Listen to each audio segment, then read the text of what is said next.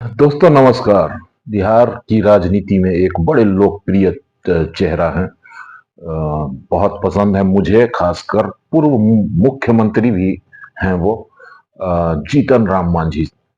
मांझी साहब मुझे बहुत पसंद है सिर्फ इसलिए कि वो सच बोलने में डरते नहीं है मित्रों। कहीं पर भी सच बोल जाते हैं बाद में, भले ही जो परिणाम हो उसका। और मैं उनकी बुराई तो बिल्कुल ही नहीं कर रहा, कर भी नहीं सकता, क्योंकि अब मांझी साहब के जो जिलाध्यक्ष हैं अपने समस्तीपुर से, वो मेरे बहुत ही अच्छे मित्र हैं, धीरज जी। बहुत पुराने मित्र हैं।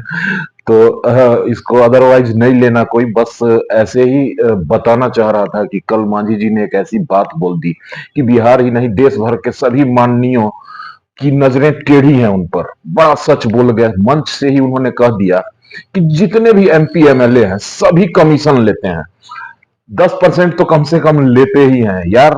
तुम 8% भी तो तक असूल के लाओ। अपने किसी विधायक को वो कह रहे थे कि मुझे तो पिछले 2 साल में 5 दूनी 10 करोड़ हुआ काम, तो उसका 10% नहीं दिया हमको,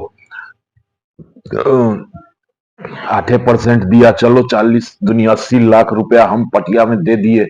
80 लाख रुपया कम होता है जी? लो गाड़ी घोड़ा अपना, टिकट फिकट पार्टी के लोग का सब चलेगा, पैसा कोनो कमी है?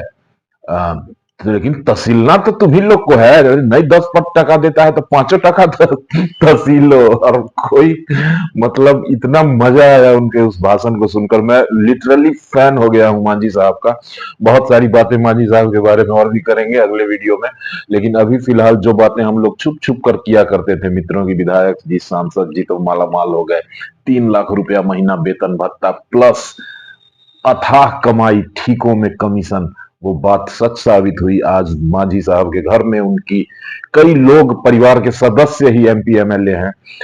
तो उनको तो बहुत ही अच्छे से पता है, बेचारे बड़े सीधे हैं और बोल जाते हैं, दूसरे लोग नहीं बोलते। कोई आम जनता अगर इस तरह की बात की होती कहीं सार्वजनिक जगहों पर, तो अभी तक सारे माननीय मिलकर उसे जेल भेजने की जुगत में लगे होते।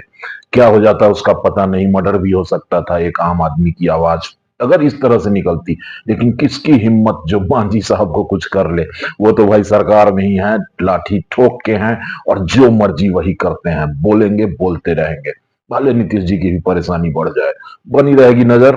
फिर मांझी साहब के एक नए किस्से के साथ मिलूंगा आपसे, तब तक अपना ख्याल रखना, दुआओं में मुझे भी याद रखना। Take care and bye.